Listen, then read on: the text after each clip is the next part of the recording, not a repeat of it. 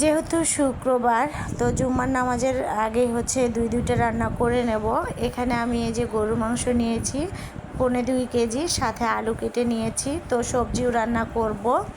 যেহেতু সবসময় লোডশেডিং হচ্ছে, তার জন্য আমি হচ্ছে আগে রান্না করে নেব কারেন্টের চুলায়। তো খড়ি চুলায় রান্নার মতো কিন্তু আসলে সুবিধা নেই, আর বাড়িতে খড়ি শেষ হয়ে গেছে। এর জন্য আমি কারেন্টের চুলায় বেশি রান্না করছি, সাথে গ্যাসেও মাঝে মধ্যে রান্না করছি।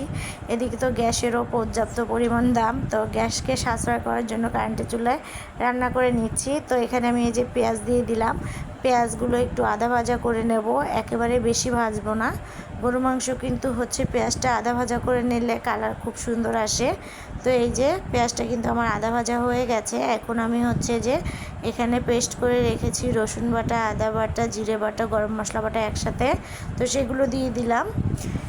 এরপরে হচ্ছে এখন দিয়ে দেব মরিচের গুঁড়া। তো ঝালটা একটু কম করে দেব, যেহেতু বাচ্চারা খাবে তাদের জন্য একটু ঝালটা কম করেই দেব। তো এরপরে দিয়ে দেব হচ্ছে হলুদের গুঁড়া। তো এরপরে দিয়ে দিচ্ছি হচ্ছে স্বাদ মতো লবণ। তো যেহেতু সব কিছু দেওয়া শেষ, এখন হচ্ছে এই মশলাটা কিন্তু খুব ভালো করে কষিয়ে নেব।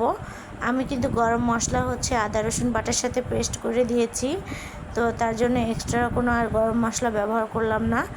মশলাটা একটু হালকা করে কষিয়ে নিয়ে যে মাংসগুলো দিয়ে দিচ্ছি। আর মাংসগুলো একদম ফ্রেশ ছিল, মানে কোনো হাড় ছিল না, অনেক ভালো মাংস ছিল।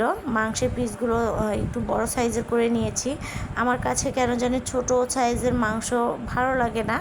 তো এদিকে এই যে নেড়েচেড়ে নিচ্ছি।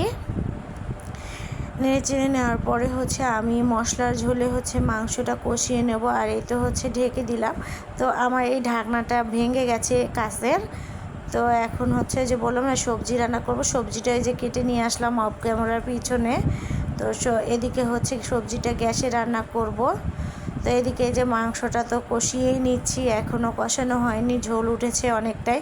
আর একটা কথা কি জানেন, কারেন্টের চুলায় কিন্তু ঝোল একেবারেই মানে দেরিতে শুকায়, অনেকটা সময় লাগে, আর অনেকটা সময় ধরে রান্না করতে হয়। আমার কাছে কিন্তু খড়ির চুলার রান্নাই ভালো লাগে।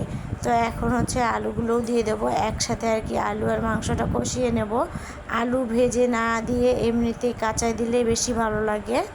তো এদিকে নেড়েচেড়ে নেওয়ার পরে হচ্ছে যে সবজির জন্য যে আমি মরিচ পেঁয়াজগুলোকে যে এদিকে ভেজে নিচ্ছি গ্যাসে। তো সবজিটার ভিতরেও কিন্তু আমি আদা রসুন বাটা, গরম মশলা বাটা ব্যবহার করব। সবজিতে একটু আদা রসুন বাটা ব্যবহার করলে ভালোই লাগে।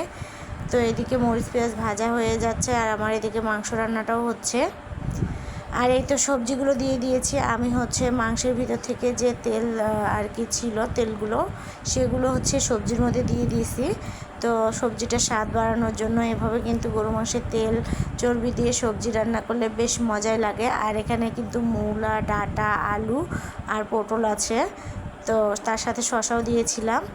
তো এদিকে একটু লেগে গেছে মাংসের তরকারিটা, এটাও একটু নেড়ে চেড়ে দিচ্ছি। তো আজকে কিন্তু আসলে এই দুইটাই রান্না করে নিচ্ছি। তো জানি না আমার রান্নার ভিডিও বা আমার দৈনন্দিন জীবনে কাজকর্মগুলো আপনাদের কাছে কেমন লাগে। অবশ্যই যদি ভালো লাগে তাহলে লাইক কমেন্ট শেয়ার করে পাশে থাকবেন, চ্যানেলটিকে সাবস্ক্রাইব করতে একদমই ভুলবেন না।